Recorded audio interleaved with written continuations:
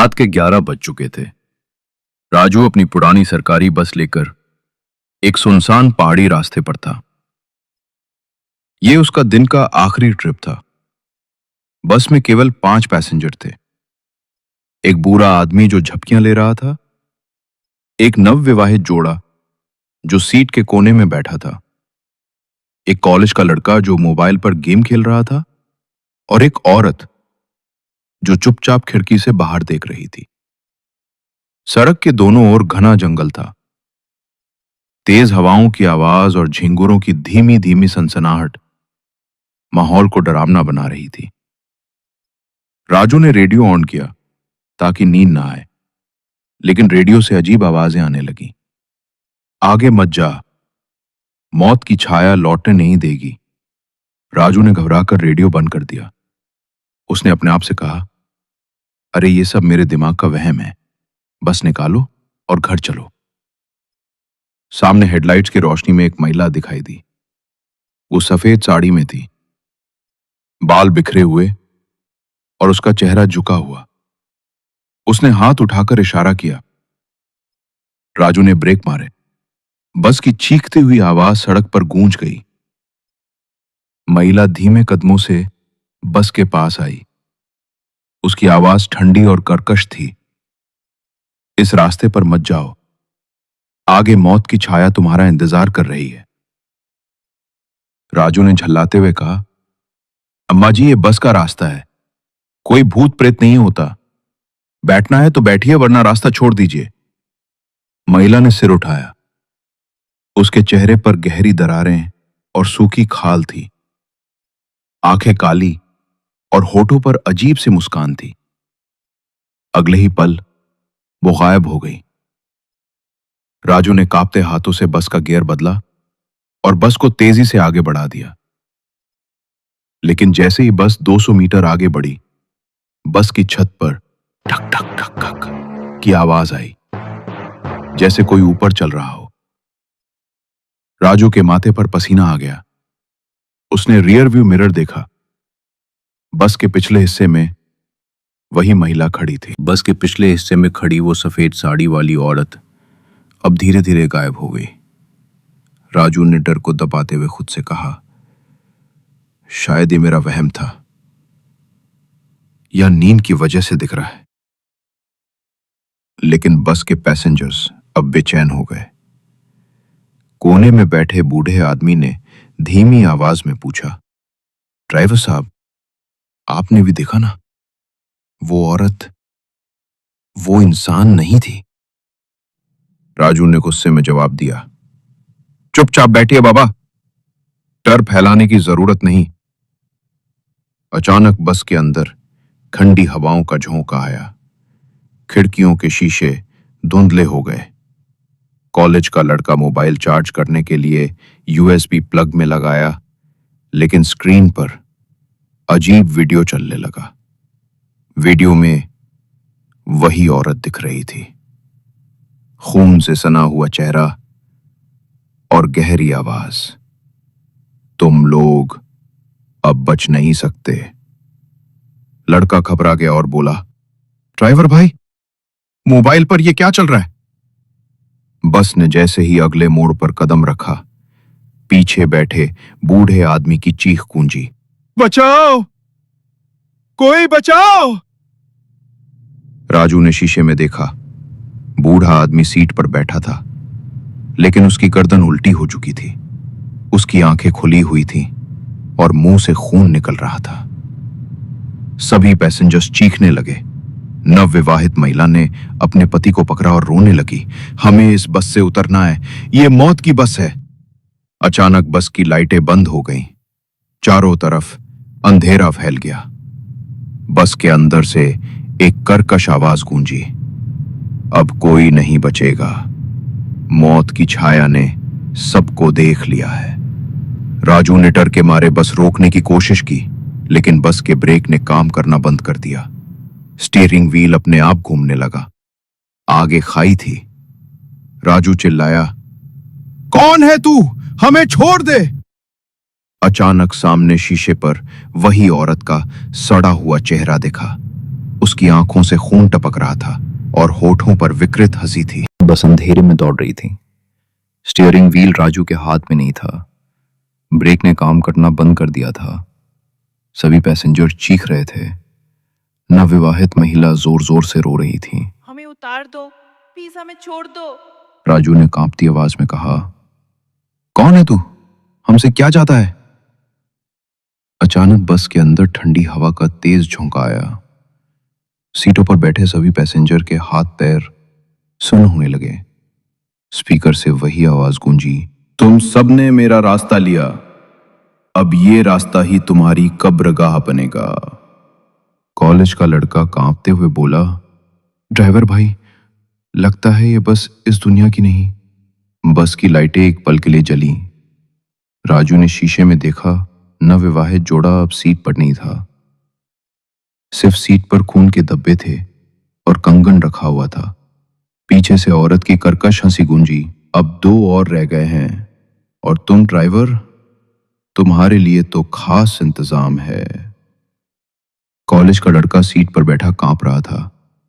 वो बस से बाहर कूदना चाहता था, लेकिन जैसे ही उसने दरवाजा खोला, उस सफेद साड़ी वाली औरत बस के दरवाजे पर उल्टी लटकी थी। उसकी आंखें काली, चेहरा सड़ा हुआ और मुंह से खून टपक रहा था। वो जोर से चिल्लाई, कहीं नहीं जाओगे, सब यही रहोगे। अचानक बस के अंदर की लाइटें बुझ गईं। चारों तरफ अंधेरा और सिर्फ एक आवाज, राजू, अब तेरी बारी है, मौत की छाया तुझे लेने आई है। राजू ने कांपते हुए स्पीड बढ़ा दी, लेकिन बस अब उसे उसी जगह पर लेकर जा रही थी जहां से उसने सफर शुरू किया था।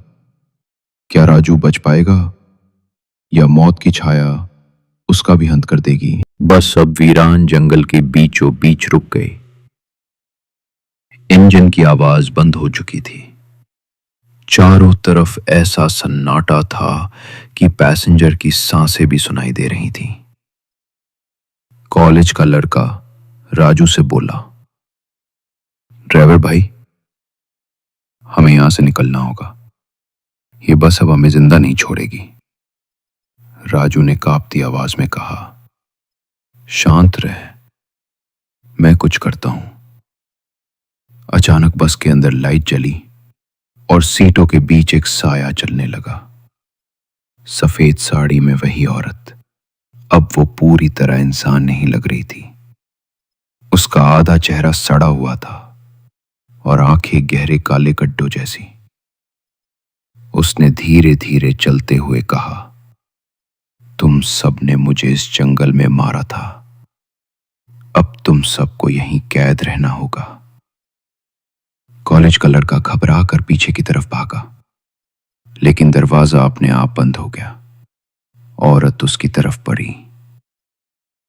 हर कदम के साथ बस के अंदर खून की बूंदें गिर रही थी।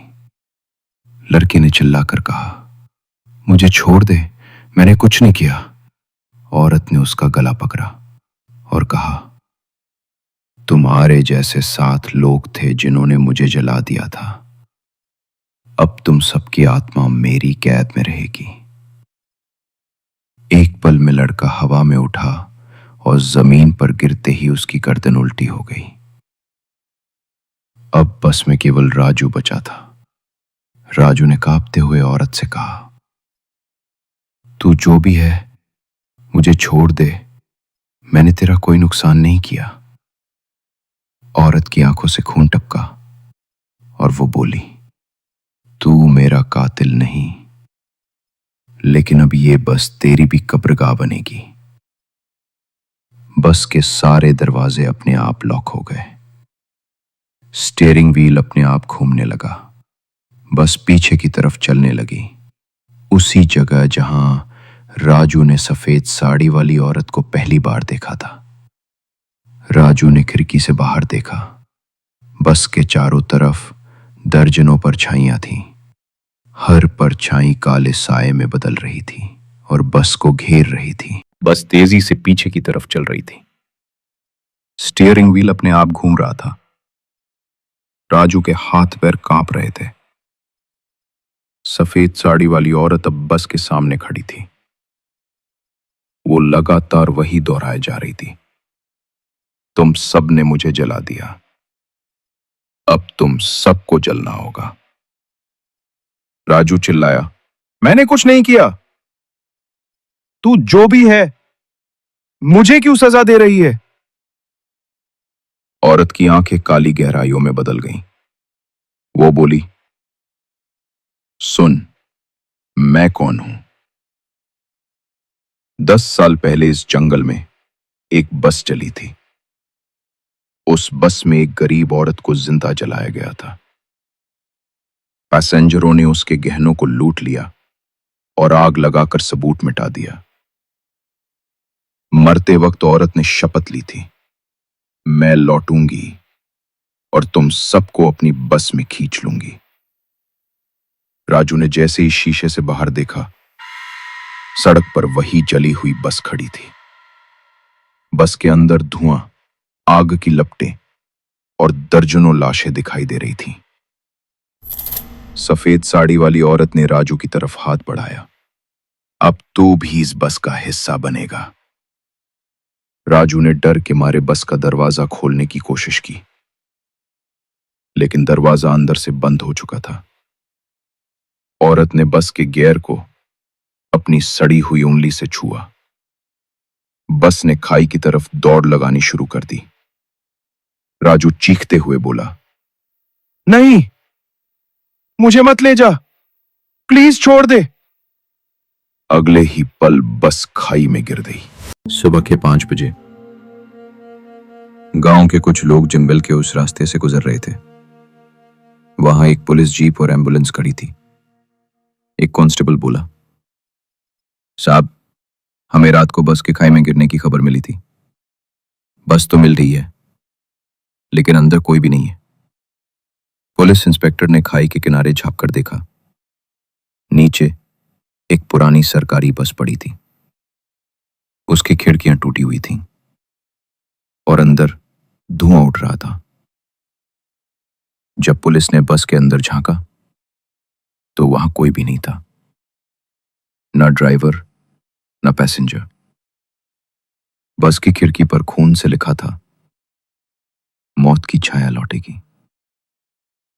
पुलिस इंस्पेक्टर कांपते हुए बोला, यह कैसे हो सकता है? इतनी ऊंचाई से गिरने के बाद कोई बच नहीं सकता। फिर लाशें कहां हैं? वहां मौजूद एक पूरा गांव वाला बोला, साहब, हमने कहा था इस रास्ते पर मत भेजो किसी को। 10 साल पहले इसी जगह एक बस जली थी। उसी औरत की आत्मा इस रास्ते को अपनी कब्र बना चुकी है। इंस्पेक्टर ने चुपचाप अपनी नोटबुक बंद कर दी। शायद ये कोई अंधविश्वास है या कोई बड़ी साजिश। अगले ही पल हवा में एक अजीब सी सरसराहट हुई। सभी ने एक ठंडी परछाई को महसूस किया। खाई के पास खड़ी बस की हेडलाइट अपने आप जल उठी और बस का इंजन चालू हो गया। गांव वाले डर के मारे भागने लगे। बस के अंदर से वही कर्कश आवाज गूंजी, अभी तो सफर शुरू हुआ है, मौत की छाया लौटेगी। गांव वाले खाई के पास खड़ी जली हुई बस को घूर रहे थे। सभी सांसें रोककर देख रहे थे कि बस का इंजन अपने आप कैसे स्टार्ट हो गया। पुलिस इंस्पेक्टर ने कांपती आवाज में कहा, इस बस के अंदर कोई आत्मा है, हम इंसानों का इससे मुकाबला नहीं। बूढ़ा गांव वाला बोला, साहब, मैंने कहा था यह रास्ता मौत की छाया का है। जो भी इस रास्ते पर जाता है वो कभी वापस नहीं आता। शाम के समय वही बस अब एक नए शहर की सड़क पर दिखी। बस पूरी तरह ठीक ठाक लग रही थी, जैसे कभी जली ही ना हो। बस के बाहर बोर्ड पर लिखा था, 407 मौत का सफर। बस की खिड़कियों से देखा गया, अंदर राजू ड्राइव कर रहा था। उसके चेहरे पर कोई भाव नहीं था। आंखें काली और ठंडी थीं। पीछे की सीटों पर वही 5 पैसेंजर बैठे थे, सब शांत और स्थिर, जैसे उनकी आत्माएं अभी भी वहां कैद हों। बस के दरवाजे पर एक महिला सफेद साड़ी में खड़ी थी। वो धीरे धीरे बोली, अब ये बस सिर्फ आत्माओं को ले जाती है। इंसानों के लिए इस पर चढ़ना मौत का बुलावा है। रात के अंधेरे में सड़क पर एक आदमी खड़ा दिखता है। बस उसके पास जाकर रुकती है। ड्राइवर सीट से राजू की आवाज आती है, कहाँ जाना है? सफर लंबा है, पर वापसी का कोई रास्ता नहीं। मौत की छाया अब सिर्फ एक बदला लेने वाली आत्मा नहीं थी, वो अब उस बस के साथ जुड़ गई थी और हर रात नई आत्माओं को अपना शिकार बना रही थी। अगर हमारी हॉरर स्टोरी अच्छी लगी हो तो चैनल को सब्सक्राइब कर दीजिए, वीडियो को लाइक कर दीजिए। वीडियो देखने के लिए आप लोगों को थैंक यू।